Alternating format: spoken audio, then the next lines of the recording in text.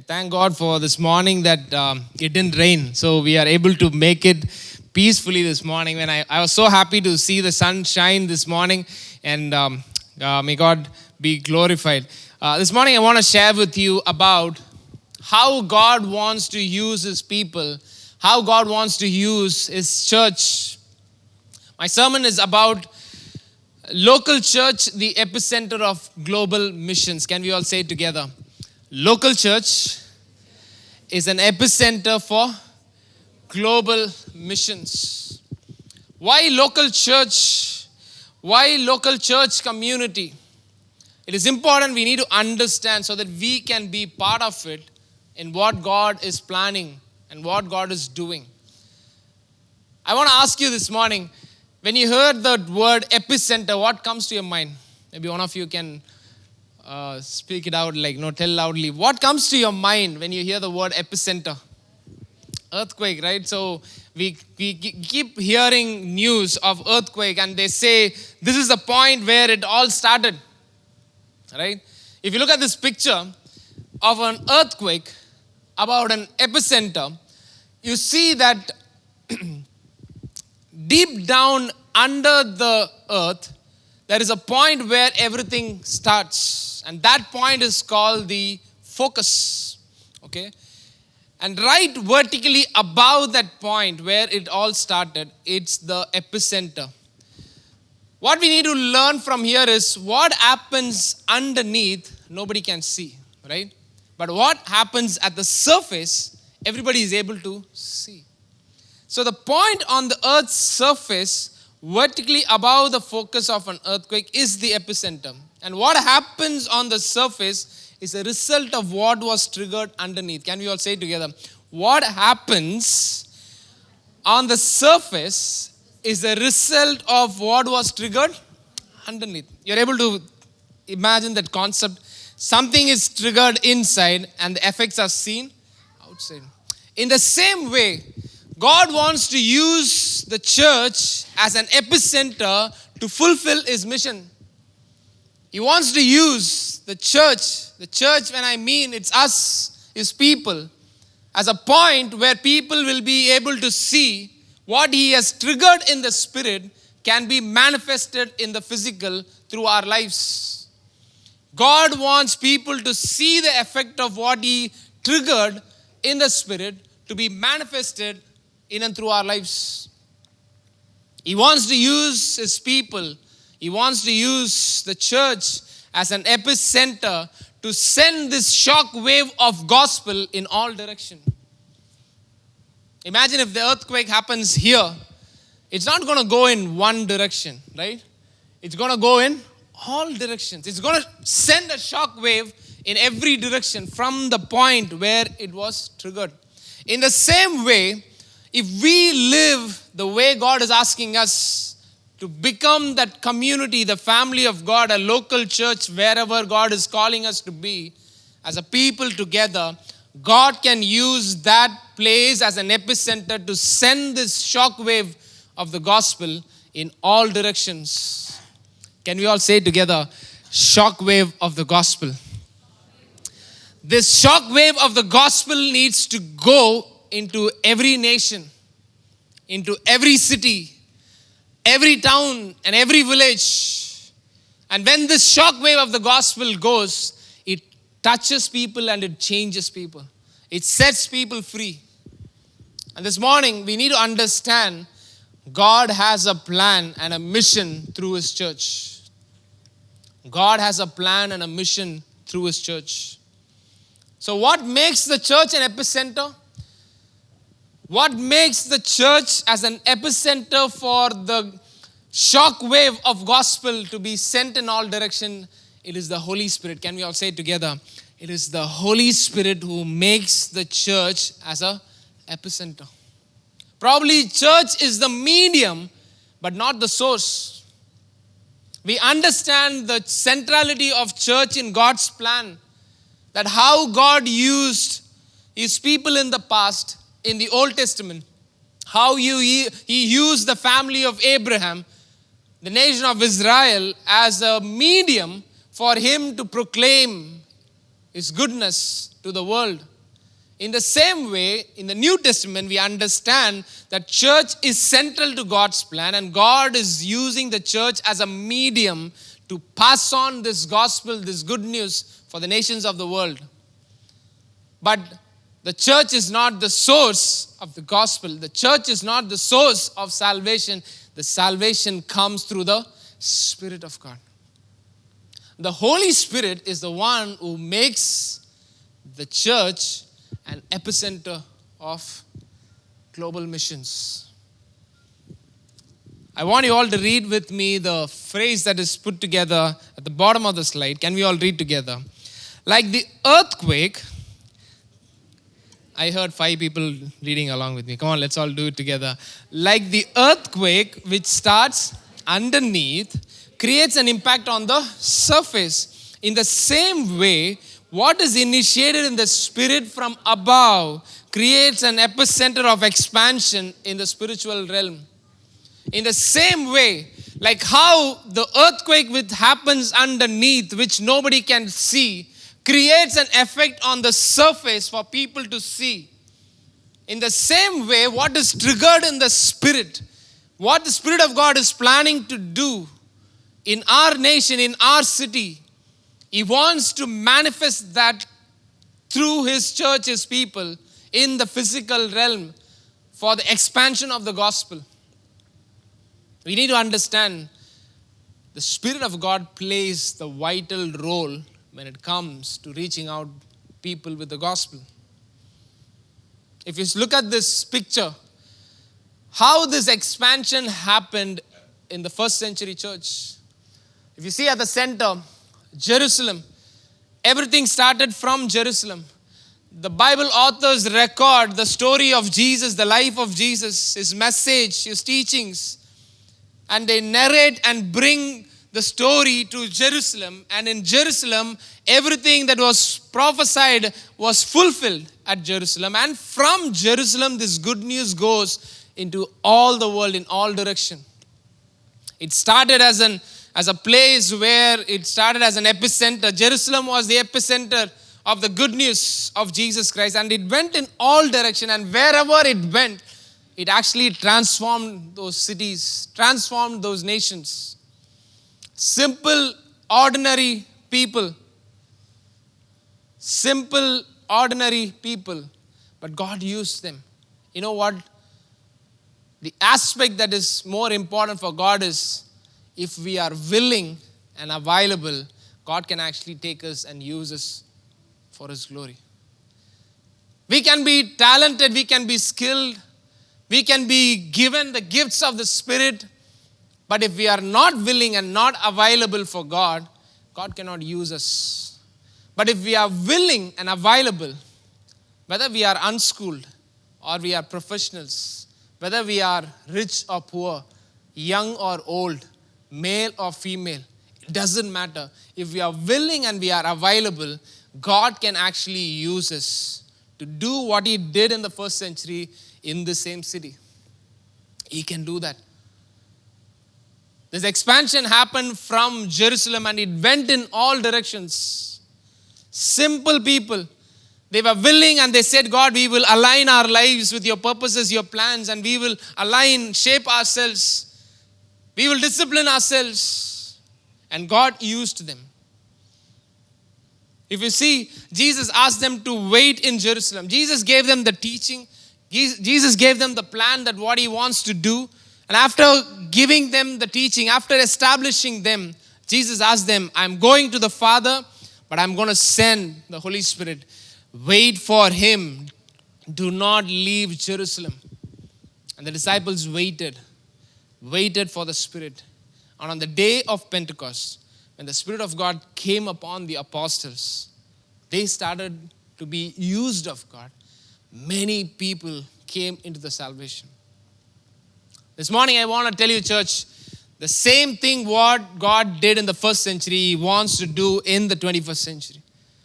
He wants to do in our very own city. But today, this morning, what we need to ask ourselves is, are we available and are we willing to align our lives to what God wants to do? The Spirit of God is planning a lot of things. The Spirit of God has plans for this city. The Spirit of God has strategies for this city. But He's asking, in the Old Testament, like how God asked, who will represent me? Who will go for me? I searched for people, but there was none. But the question this morning is, if we commit ourselves and say, God, not my will, but yours be done. God is willing. God is planning to use us to do what He did in the first century, even in our city. So this journey started for us, for New Life Assemblies of God, English service, at least from the year 2009, 2008 onwards, when God spoke very strongly to Pastor Chad about like how we need to change certain things the way we do the ministry. And he was willing to align and change. And he gathered few committed people and started to listen to the Spirit of God and give up certain things and align ourselves. And the journey started with one group of people becoming the church, not just as a gathering of larger crowds of people, but as people who are willing to align their life, people those are willing to give up certain things and yield to the Spirit. It all started as a small team of people, committed leaders coming together. And that's how this journey started. If you look at this slide, this expansion for us in Chennai, if you can go to the video, I want you to just watch this illustration of how this journey started for us. It all started as a small group of people at the Little Mount Center when God said, like, you need to move towards planting home churches. And it all started as one small. The dots that represent on the screen is actually a local church, a group of people coming together for learning and growing. And it started at Little Mount, and this started to move. This started to grow. And you see a spiral, it is actually expanding locally, and many such small groups started to happen. We started to plant small households across, in and around Little Mount. And slowly over a period of time, God actually put a burden in our heart and gave an opening for us to reach out to another part of the city, to expand. Not to just gather everybody at one place, but to reach out, to go. And that's how we planted some churches in the region of OMR. And when that local church was planted, then this expansion locally starts to happen. It spreads. This expansion starts to happen. Many such small groups started to multiply. We were able to raise leaders, and this expansion happened. Meanwhile, from Little Mount, we were able to reach out to Porur, planted some churches there, planted churches in Coimbatore, planted churches in Dubai. God opened doors for us. People who are committed, willing and available. Though we are 4,500 people on a Sunday as an English service congregation, but these groups are like very little people. 10, 15, 20 people in a group as a church together. But God touched them. God actually used them. Slowly it expanded. Wherever these small households are planted, the shockwave of the gospel goes.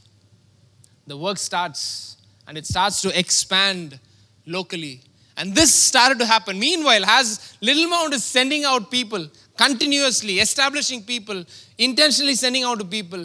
Meanwhile, as things are happening at OMR, there are families who are getting ready to do the same process over a period of time. By 2015, we started a center in OMR, and by 2018, we were able to send one of our families to Pune.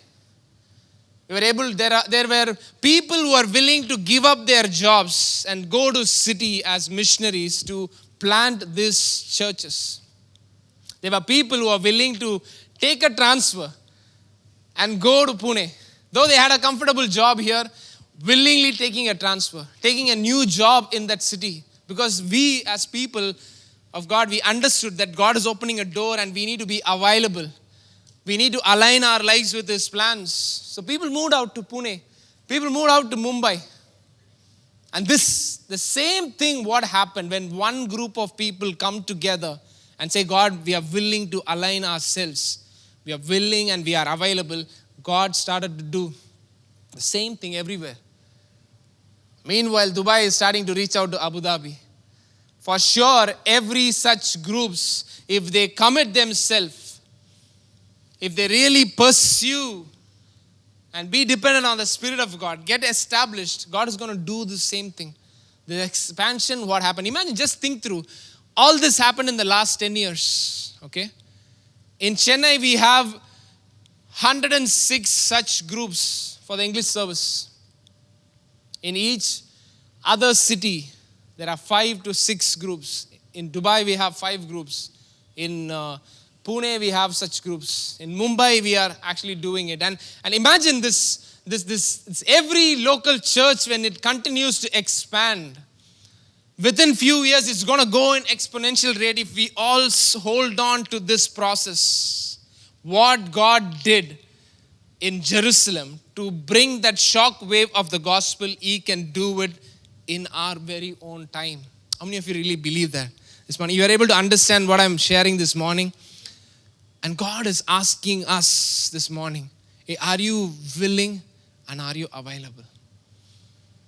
You need to ask yourself this question, because today church is misunderstood. Our church is seen as a Sunday worship gathering, a Sunday worship center, than church as a local community. The Bible teaches us that the church is a group of people, believers who come together, who actually grow together and fulfill the mission of God. That is the local church that Jesus wanted to plant. When He said in Matthew 16:18, He said, I will build my church and the gates of hell shall not prevail against it. That church is actually a community that He wants to build, He wants to disciple. But today, we have come to a place where we have made one of the meetings of the church as the church itself. So we need to understand, I want you all to think for a moment and ask yourself, am I part of a local church or am I just part of a Sunday worship gathering? It's a very important thing. I'm not against Sunday gatherings. We thank God for this kind of an opening that we have, the freedom that we have, where we can come together and freely worship. Many countries do not have that. Our Sunday gatherings are the place where people, those who are searching for the truth, those who are seeking for answers, it is open for anybody to come and experience God. It is for these local churches to come together and worship God and to really glorify God and what He is doing in our lives and to be available for Him to fulfill His purpose. But at the same time, the Sunday gatherings are the place where when somebody can come and somebody can hear about Jesus and somebody can give their lives to God. But today what happens is we also get settled with that. If I'm being part of a Sunday worship gathering, it's more than enough. This morning I want to tell you, last 2 years, even that didn't happen. We were limited. Do you think that if we attend something online, just watch a program online, do you think that we can be part of the church that Christ is building? Maybe, yes, there are exceptions. There were old people who were not able to go out. Children were not allowed to go out. During some season, we were not allowed to go out. These are the examples that what happens when persecution hits the city. What happens? There is a restriction for Christians to gather together. We're going to hit the same place where we will not be allowed to gather. But when we have time, God is asking us to come together and be part of. I want to show you what happens in a local church and what happens on a Sunday worship center. Sunday worship gatherings can be a place where that we can continue to actually preach the scripture, preach the gospel to people. But there are limitations to it. Yes, sometimes God brings a timely word of encouragement. I thank God for such moments. But it will not be enough for us to establish somebody into maturity. It will not be enough for somebody to grow into maturity. It would be a very non-relational gathering. How many of you can say that you know everybody who is seated in this room right now? Anybody here like that? It's impossible, right? When we gather as a large gathering, it's impossible to know somebody. Even if we know, to build relationship with someone, it's going to take time. Sometimes it's impossible. I have no clue what is happening in your life. You have no clue what is happening in my life.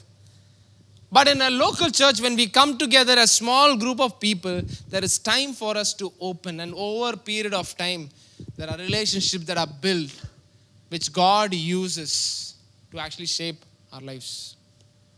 It is very important. Why? Because we are today having this idea of, I'm just a believer, pastor. I'm just a Christian. I'm a secret Christian. Those things are not seen in the scripture. Jesus called people to be his disciples. And you are called to be a full-time disciple of Jesus Christ. There is no part-time. There is no part-time. You're called to be a full-time disciple of Jesus Christ. You can have any profession. You can be a doctor, engineer, photographer, musician. You can be an YouTuber.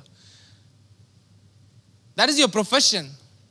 But you're called to be a disciple, full-time disciple, wherever you are. You have to be a full-time disciple. And I want to tell you, discipleship cannot happen without relationship because it's very relational. Discipleship is a relational process. That's why we need to become a community where we are in connect with at least few people who are actually together seeking God and moving forward. Again, our community cannot be just a social gathering, come together, have good fun, belong, and then we do whatever we want to do. We just go in our own way. No, a community that is missional in nature. So in that model, we'll be able to learn the teaching in a very regular way. Say, for example, this morning, I don't know how many of you are really blessed with what I am talking this morning. It's sometimes really impossible to feed with little of that word and feed everybody equally. It's not possible. Yes, God encourages through the Spirit. He blesses the word. But everybody is in different level of faith, right? You need different level of food for your soul. Sometimes it's hard. That's why we keep discuss in our leadership that our gatherings in small groups, we need to identify what is the stage of life that person is. What is the stage of growth that person is going through right now in spiritually, right? Accordingly, we need to feed them. Then only they'll grow. Or else what will happen? They'll become malnutrition.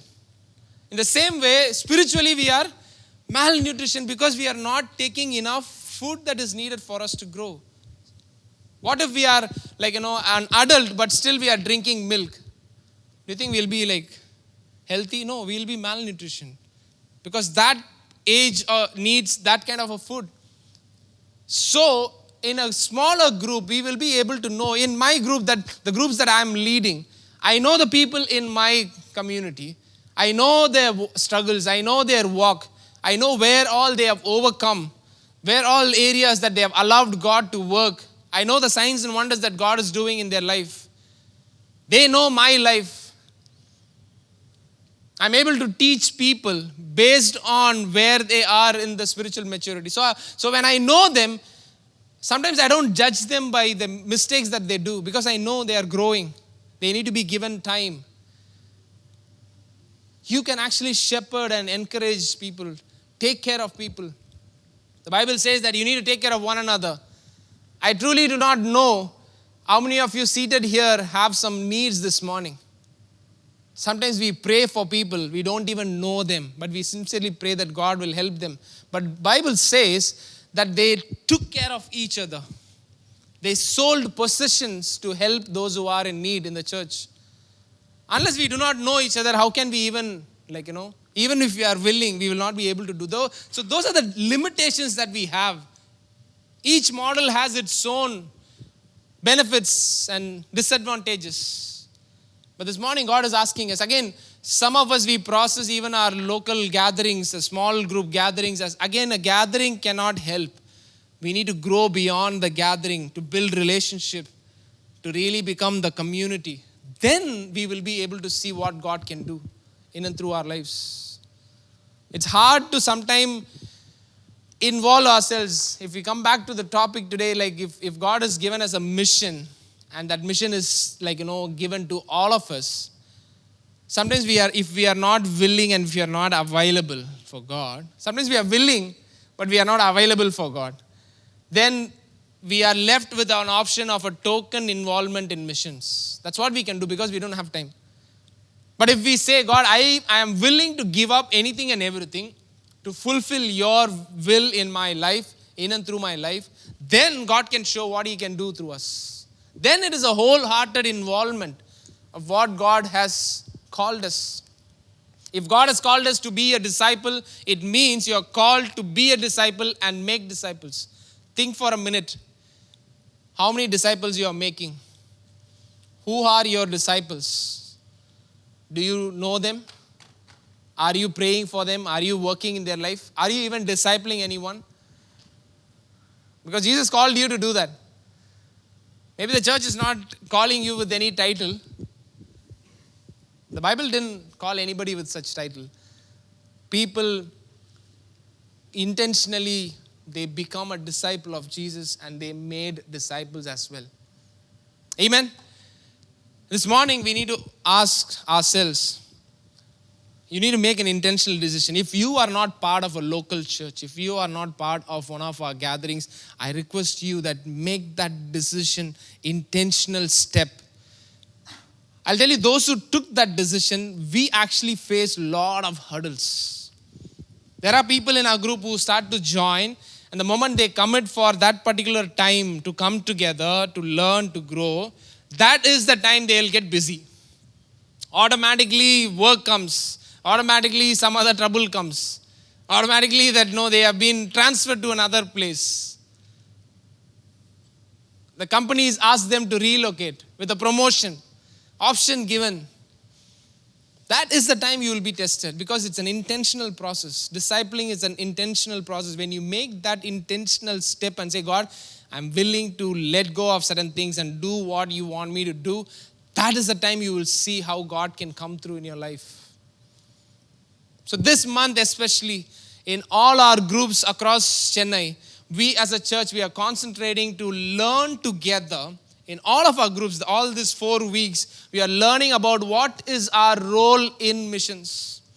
All of our leaders, we are going through this study in our local groups. What is the role of us in missions?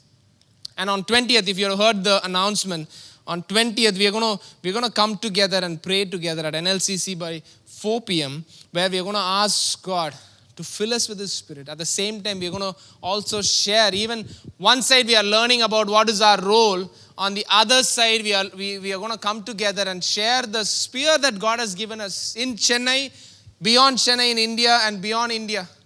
What are the areas that God has opened for us already?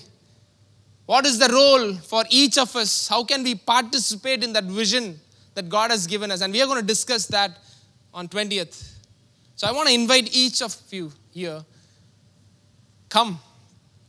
Understand what God is doing. And be part of that. Be part of it. Because it's very important for us to redefine what mission is and what do missionaries do. Because when we think about missions, it's all about somebody going to a remote place, trying to reach that village with the gospel. And we think about missionaries as somebody who is doing that as the the full-time job. But in the scripture, it's not like that. Everyone did missions. God used each and every disciple. Everyone took this commission seriously. This mission is about going, making disciples, and that results in planting churches. If you can go to the slide where we talk about who did God use, what kind of people, who should accomplish this mission. If you can just slide through to, yes, if you can just look at it. They were apostles that God used in the New Testament we see, like Peter, Paul, Barnabas, many such apostolic gifted people. God used them to expand this to plant a local church which can send that shock wave of the gospel, which actually shook nations. Not just the apostles, God used second set of leaders, Stephen, Philip. If you see in the church, what is their responsibility? To serve at the table. Probably they are like ushers in the church gathering. Probably they are using their house to open for the gathering. Probably they are just doing some small little work here and there. They are arranging. They are standing at the road and helping people to cross the road. It doesn't matter. But God used them even more powerfully, like how He used Paul and Peter. Stephen was used that way. Philip was used that way. I want to tell you, if we are willing and we are available, God can use anyone. God can use anyone. All it requires is that we align ourselves with the plan of God. We want to give up certain things to align ourselves to the plan of God.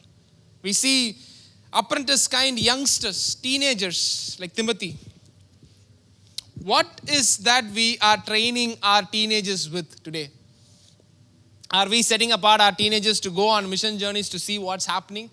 Are we investing into their lives about missions? Are we telling them, hey, God has called you with a plan and a purpose? It is time for us to raise teenagers. So I want to ask all parents, what are you dreaming of about your children? That they want to get settled in life. They want to, get good, finish their college education. Everything is fine. They are not the destination. They are the channel to go and fulfill what God has called. Yes, you need to get educated. You need to get yourself a job, work. That's why God gave the giftedness, the talents. But they are not the destination. That's not why God sent us into this world. God didn't send us to just be into some profession, live and die. No, that is not the purpose that God sent us into. There is a unique purpose for each of us in the greater common purpose that God has for all of us. There is a unique contribution that you're called to do. I really got inspired by what Cassie Carstens, who came from South Africa, when he came here to teach us about fathering, like fatherhood, how you need to be a father to bring about changes, to bring your children in the ways of the Lord. One of the things that he shared is, he made a decision that he wants to give some experience to his children that they can learn. So what he used to do is intentionally, whenever he needs to buy a car, he never buys a brand new car. He always buys a 1 or 2 year used car, which is in good condition. So the amount that he saves through that thing, he uses to book tickets, flight tickets for his children, because they were in South Africa. He sends them into the remote parts of Africa to go and see how people are living, to go to the remote camps and serve people there. So what he shared is, when his children come back home, teenagers coming back home, he never has to teach them how you need to take care of yourself. Never has to teach them. You need to take care of the things that are given to you. You need to be grateful for what you have. He never has to teach them, because they have experienced something there and it automatically changes their life. I know if I ask all the parents, what is the struggle that you're going through with your teenagers? We can tell a story, We can tell a story, what's happening, right? They are in their own world. It is time to invest the right things into them at the right time so that they can reflect and make decisions, right decisions. People who are young were sent into missions. Missions is not like a happy trip on in a business class aircraft. They're going and watching and coming with Paul. No, this guy Timothy goes with Paul, and Paul is getting beaten. Paul is put in prison, and this guy is sitting outside as a teenager. Doesn't know when this guy will come out, whether we will ever make it, or will I go back home? Should I go back home? Should I stay here? Think through. Think about it. But he stayed on because he understood. He captured the vision. He captured the mission of God. As a young boy, able to hold on and sail with him from place to place. seeing his mentor getting beaten up left, right, center, but still holding on to the faith. That kind of leaders, that kind of young people we have to raise through the church. Then we'll be able to see transformation come to the city. It is time to raise young people, train them in missions. There were people who were like benefactors, like Aquila, Priscilla, Lydia. Lydia opened her home and said, you can use my home for the kingdom of God. Benefactor to the kingdom so that the mission can be fulfilled. Aquila, Priscilla used their business. Say, we will use our business as a mode to travel from place to place. Open shop wherever we need to reach out to. Tent making business. Travelers always buy tents because they keep traveling. So they use the tent making business to go into prominent places, open their shop, did business, but used their establishment as a means for the gospel to extend it. There were professionals like Cornelius. He's a centurion. Means he's like an IAS officer of his time. He used his home. He used his relationship. People like Luke. Luke is a doctor by profession. He's a doctor by profession. Many prominent Greeks. And the sixth thing I really like, nameless, faceless people. Their names are not written here in the scripture, but God used them to spread the gospel. I want to tell you, God is calling all of us, every one of us. Everyone did missions. I want to tell you today, we think mission is an option. No, mission is not an option. God is not asking us. God is commanding us. He commissioned his disciple and say, all authority in heaven and earth has been given to me. The reason I gathered you is that I can send you with this authority to go and fulfill the work that I'm asking you to do. He's calling each of you this morning and he wants to send you. He wants to use you. It is not an option. It is a command from God. Because this church community, it's a community with a mission. Jesus had that mission in mind when he gathered them. When he said, I will build my church. The word ecclesia means my called out people. I'm gathering them as my family because there is a time that will come that I will scatter them again. How many of you know that you're not going to be in this city for a very long time? You may not be here for tens and decades together. We do not know when God will send us where. But if you are moving, when you are moving, don't move just because your job is asking us to go somewhere else. Move because you know God is asking me to go into the city. God is clearly directing me. I'm going for a reason, for a purpose. Hallelujah. Are you with me this morning, church? How many of you really want to do missions? Amen. Don't think it's somebody else's job. No. It is each of our job. It doesn't matter what age category you are. It doesn't matter. There is no gender bias, no difference. God wants to use everyone. If we are willing and we are available, He would use. He would use. I have seen such testimonies. There are people who have come out of depression by one auntie in one of our groups where she cannot walk. She's actually a missionary now, old because they have come out of missions field. They are at home. She cannot even walk out of the house. But being inside the house, she still connects with people. And through her, one family, actually one of the person came out of depression. And her spouse, the husband, is not a believer. But what happened through this, he actually came to faith.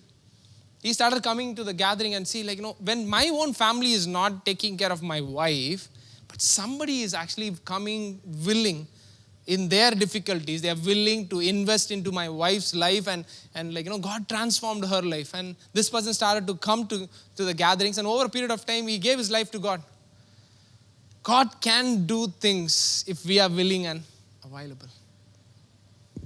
This morning, church, I want to share with you the important aspect. If we are willing and available, if we say that we are going to be part of what God is doing, we need to understand the role of the Holy Spirit in missions. Can we all say together, understanding the role of the Holy Spirit in missions because He is the director of missions. He is the orchestrator of missions because He has planned things for city. He has planned things for every nation. He is planning to do certain things. If the church is ready and if the church is willing, Holy Spirit can use such churches which are committed and He can bring about what He did in the first century. It's the same Spirit. Paul says the same Spirit that resurrected Jesus from the dead is the same Spirit that is poured on the church. He can do the same thing. I want to share with you 8 quick points about how the Holy Spirit, involved, how He directed, how He involved people into the mission. The first thing is, the Holy Spirit is the one who gives power to witness. Can we all say it together? Power to witness. Sometimes we think this power that comes through the Spirit is to operate in the giftedness alone. No, if we need to witness, if we need to live a life as a testimony, you need the power that comes through the Spirit of God. Without that, our lives are not useful in the hands of God. We need to ask for the baptism of the Holy Spirit. We need to wait in the presence of God and say, God, anoint me. Baptize me with your Spirit. One of our pastoral team members was sharing that recently he said that I've started to record my prayers and listen to my prayers, to analyze my prayers. That is, my prayer is all about myself. Is my prayer is about asking for needs and blessings? Or what am I asking in my prayer? If you listen to your prayers sometimes, our prayers are it's very I-oriented. It's very personal. It's all about us sometimes. Though we use the statements here and there, God, let your will be done. God, I want to do what you want me to do. Your will alone happen, Lord. Sometimes I ask people when they decide about taking up a job, getting transferred, I ask them, do you really know that is it God's will for you to go? Immediately, most of the time, what is the example and the phrase people say? I have prayed God's will to happen. So I've told God, if it is not your will, stop this. Have you heard people telling like that? Why always you give a test to God? Why can't you listen to the Spirit what He is asking us? Should I go or not go? Should I take it or not? So I asked some people, hey, when you are in such a situation, why don't you pray like this? God, I'm going to say to this offer, no. I'm going to say no to this offer that is coming to me, and I'm going to do that thrice. If it comes for the 4th time, then I will take it as your will. Have you tried that way?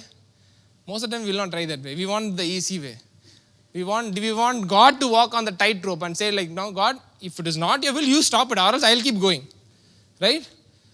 That's how we pray. Our prayers can really tell where our heart is. And sometimes God just listens. Yes, my son. Yes, my daughter. He's just listening. But mature sons and daughters who walk with intimacy with God, able to understand His heart, able to understand what He wants to do. So for them, when they look back to their lives, everything looks petty. Everything is very, not at all, unimportant stuffs. When you really understand, when you walk with God, and God wants us to move into that direction where we are filled of the Spirit and we are able to witness God. We would witness because we are called to be a witness. We are not called, sometimes we confuse ourselves with our profession and our purpose. You can have multiple profession. Some of us, we lost our profession during COVID. Immediately we shift to another profession. But you cannot change your purpose, right? You are designed to fulfill that before you finish your life. You can have multiple professions, whichever you want to. Today, we are living in an era where people are not having 9 to 5 jobs. People are having multiple jobs, multiple work that they have, multiple source of income that they generate. Things are changing. It's a clear thing to understand. Profession is not what you are called for. You are called to fulfill your purpose. You can never let go of that. Holy Spirit is the one who gives boldness for us to preach.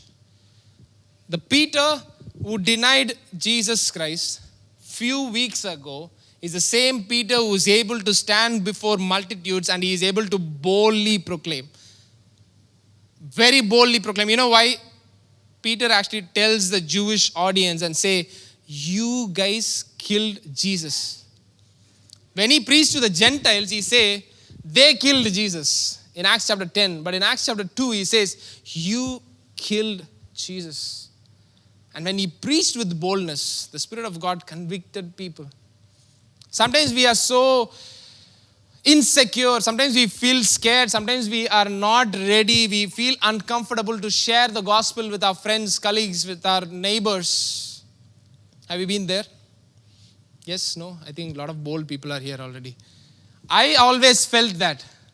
When I was working in the IT industry and when I have to share this with my manager, when I have to share this with my friends, sometimes I feel, am I ready? Is it going to work? How are they going to see me after this? Will they treat me the same way in the team? But when you pray and when you depend on God, the Holy Spirit is the one who gives boldness to preach it clearly to them, boldly to them. I know all of us here can say there are few of our family members who are not saved yet, who have not experienced salvation. But sometimes we don't feel like sharing the gospel with them. Something is stopping us. And I want to tell you, if you allow yourself to be filled of the Spirit, you will speak with boldness. You would speak with boldness that comes through the Spirit. Not the boldness that we have. Maybe some of us, we are very bold in doing stuffs. But that boldness will not help when it comes to declaring the gospel. There is a boldness that comes through the Spirit. Thirdly, Holy Spirit is the one who opens and closes doors. Can we all say it together? He is the one who can open and close doors for missions. When we looked at that illustration, when we went into different cities, in the beginning days, we were praying for the region in Coimbatore as well as the region in OMR. Because these are the two places that God put a burden. But we were thinking maybe we will start something in Coimbatore. We will start a center in Coimbatore. But it didn't happen. God closed the door for us because it's not time. He knows where He is opening the door. So we immediately aligned ourselves and started to concentrate more in bringing a center like this, a campus. And God opened a door for us in OMR. God gave a burden for Mumbai. But we couldn't go into Mumbai when we wanted. We were trying, pursuing. Because it was given through the Spirit. But God directed us and gave an entry to Pune. And then from Pune to now Mumbai. Same way, Amravati. Then God directed us to Visakhapatnam. He is the one who shuts and the one who opens. Same how He did in the first century.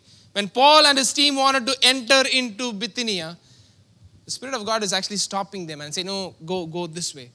No, they are stopped and they are praying. And he gets a vision and he understands this is coming from God and they go into Macedonia. Exactly the same what is happening here. Imagine if this cycle is happening for the next 10 years, 20 years, 30 years, 40 years. It's going to go in an exponential manner. It is going to call for each of us to align ourselves to the plan that God has given. Then this is going to kick off. Then it is going to touch. Sometimes we ask, why is God not doing great signs and wonders like how He did in the old, New Testament, in the early church? Why it is not happening in our churches? I want to tell you, if we commit ourselves, if we are 100% confident that I am doing exactly what God is asking me to do, not even 1% of my will, I want to tell you, God can unleash His Spirit upon the church. But if the church is not ready, God cannot pour out His Spirit. That's going to scatter us in a very hazardous way where we will not be focused. We will not be able to go in the same direction. God is the one who, Holy Spirit opens and closes the door for the gospel. And the fourth one, let's all read it together. It's very important. I want you all to understand this. The Holy Spirit strategically, the Holy Spirit strategically connects people. Truth bearers and truth seekers. Can we all say it together? Truth bearers and truth seekers. When we look at Acts chapter 8, Philip and the Ethiopian eunuch. Most of you may know that story. Philip, who is filled of the Spirit, and the Spirit of God prompts him, hey, go and stand near the chariot. He didn't say anything else. What to do, what plan, no plan. Just obey. Because he knows it's coming through the Spirit. He just goes and stands near the chariot. But he overhears the eunuch who is actually seeking for the truth, reading the scroll of Isaiah, reading who and thinking through who is this servant who is suffering, who is this prophet talking about. And God connects simple obedience, available, simple, willing. He went there and he said, he joined along and he explained to him and he presented the gospel and that person came into the faith. If you go again to Acts chapter 10, the story of Peter and Cornelius, right? Cornelius is seeing an angel. Angel visits him and says, Cornelius, God has actually received your prayers. And God wants to actually bring forth certain things in your life and go to this city and look for this person. So he's willing. He's like seeking. He's a person who is seeking for the truth. On the other hand, Peter, God is preparing Peter. And this is the first time Peter is going to cross the cultural barrier because it's really hard for them. Something that they practice for thousands of years where they cannot associate with a Gentile. And the Spirit of God says, Peter, 3 men are looking for you. I have sent them. Go. No explanation. No explanation. But with the trance, what he saw, he has a glimpse. Okay, God is doing something. I just have to be obedient to what he says. So he actually willing. Because for Peter, it's a big step because he is accountable to the Jews back in Jerusalem. But he is in Caesarea. He is in Joppa. He's actually staying in another person's house where he cannot cross this barrier. He's actually in that state, but he was willing because the Spirit of God is leading. And when he goes, God uses this connection and many are saved that day. Many came into the faith. I want to tell you, if we are willing and we are aligning ourselves to the Spirit of God, God can use you and your family, your home, as a base to expand His kingdom, as a base to send this gospel, the shockwave of gospel into the city. If we are willing and we are available. Truth bearers and truth seekers. I want to tell you, especially this season, 2020, 2021, people are seeking for the truth, left, right, center in the city. People are desperate. People are desperate. They're looking and seeking for deliverance. There are people who are saying, Pastor, we went from temple to temple and post to pillar and every church we want some deliverance. We want some answers. We are struggling. We are suffering. Truth seekers. How many of you today can make a decision, say, God, I want to be the truth bearer. I want to be the truth bearer. And the Holy Spirit can connect the truth bearers with the truth seekers. Last 2 weeks in my group, one guy, friend of one of our life group member, this guy is a non-believer, and we are discussing about church, mission and all this stuff. And this guy is coming and sitting for 2 straight hours, last 2 weeks, right? And the first day when he came, he said, I am going through a lot of difficulty in my life and God is not good to me. That's his statement. And say, can somebody help me what I should do? Desperately seeking for deliverance, seeking for truth. But if the church aligns and say, God, we are willing, God, Spirit of God, I want to align myself to you. I want to tell you, God can strategically connect truth bearers and truth seekers. And that can become a base for Him to expand His kingdom. I want you to take a minute and think through. Think about the number of non-believing friends, family members, relatives you have. I'll tell you, it will definitely cross 15. It for sure cross 15. Even to a person who is very introvert, who doesn't talk so freely. If you look into the relationships that God has put in your life, for sure you will have more than 10 people in your life who do not know the Lord. And why should God connect them to you? If we become the truth bearers, filled of the Spirit, aligning ourselves, God can bring those 10 people. Bring those 10 people. Sixthly, the Holy Spirit transforms lives. Can we all say together? The Holy Spirit is the one who transforms life. Transformation cannot come because of some practice. It is our responsibility and discipline. But transformation comes through the Spirit of God. He is the one who transforms. If you look at the example, Peter, he denied Christ. Now he is declaring the gospel. Paul, who persecuted the church, now he is planting church. There is a typo there. Thessalonian, the church at Thessalonica, these people, they turned to God from idols to serve the living God. They turned away. God brings transformation in the life of people. Are there people in your life where you are not able to see any change? Pray for them intentionally so that they would encounter the Spirit of God. Because only when the Spirit of God touches them, transformations can come. Unless they encounter the Spirit, no matter how many times we keep preaching, it is not going to help. Unless we say, God, I'm going to fast and pray for this person. You touch that person. You touch that person. Because that heart that is hardened, the heart that is not willing to open, only the Spirit of God can convict and He can actually transform. Seventh, Holy Spirit is the one who sets apart people for mission. This is a very important aspect that we need to understand, that Holy Spirit is actually setting apart people for His work.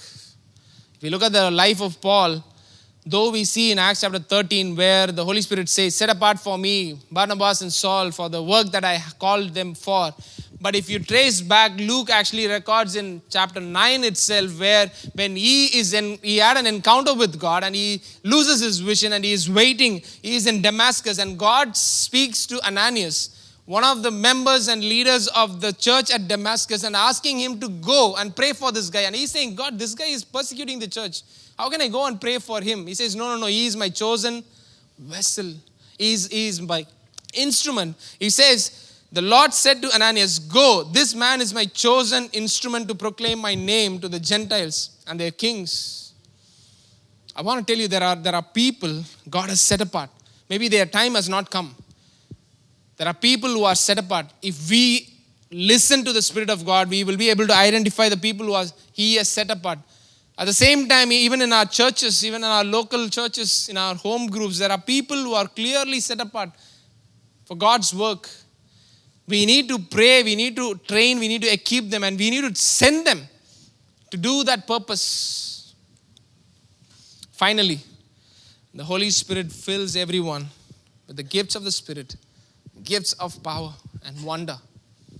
We see the leaders, the people whom God used, God filled them with the Spirit. God filled them with the Spirit. Full of the Spirit, full of faith, full of wisdom. They are of good character. They are a people with good life. Saul was also called Paul, filled with the Holy Spirit. He looked straight at Elymas and said, things started to happen. They were full of the Spirit. They performed great signs and wonders. And people were amazed. These unschooled people, they are able to talk so clearly the scriptures. These people who are not skilled, they are like performing signs and wonders. People wanted to give money and buy that power, right? They were used of that, like that. I want to tell you, God is willing to fill each of us. God is willing to fill each of us with the gifts of the Spirit. Gifts of the Spirit. It's very important because if you understand in Romans chapter 12 and 1 Corinthians 12, when Paul explains about the gifts that comes through the Spirit, he says all of these gifts are given for the common good. If we need to be part of God's work is all about people. And God gives us gift, not for ourselves, but for others. It is for the common good. It is to equip somebody. It is to encourage someone. But the gift of speaking in tongues is given for us, for our edification. And we need to desire for such gifts, to grow in the gifts. They were full of the Spirit, and that's why they were able to do what God asked them to do. We need to ask a question to us. How many of us really fast and pray to be filled of the Spirit? How many of us really ask and seek God to say, God, I want to receive the gift of encouragement. I want to receive this gift of knowing and understanding the Word of God. I want to receive the gift of discernment, because many times I'm making decisions which are not right. For this life we need to live, the calling that God has, we will not be able to fulfill without the help of the Spirit. We need the gifts of the Spirit. We need that power that comes through the Spirit. If we are not Spirit-led and Spirit-filled, we become dry bones. We become dry bones. So this morning, I want to ask you that will you make a decision to intentionally set apart time to pray and seek for the Spirit? To pray and seek in your own way. We're going to pray now. At the same time, when you go back home, set apart time. Show God that you actually give value to what He's going to do. We spend time with people whom we value. If we need to build ourselves in God, we need to give time to God. How many of you are praying for people in the city to be saved? Can I see your hands? You're really desiring it. You want to see people get saved. You want to see people coming to the saving knowledge of Jesus, right? And we can do it only when we are filled of the Spirit. Intentional decision. Be part of a local group where God can establish us, fill us, so that God can actually use us. Can we all stand up to our feet and worship God and ask God for a revival to come in this city. A revival. If revival needs to hit this city, it needs to first come in us. Revival is a change of heart. Revival is a change of heart. Imagine if God can use a small little group of people to make great exploits. What if thousands and thousands of people come into that same commitment? Just think through that. There is nothing impossible for our God. There is nothing impossible for our God. There's no prison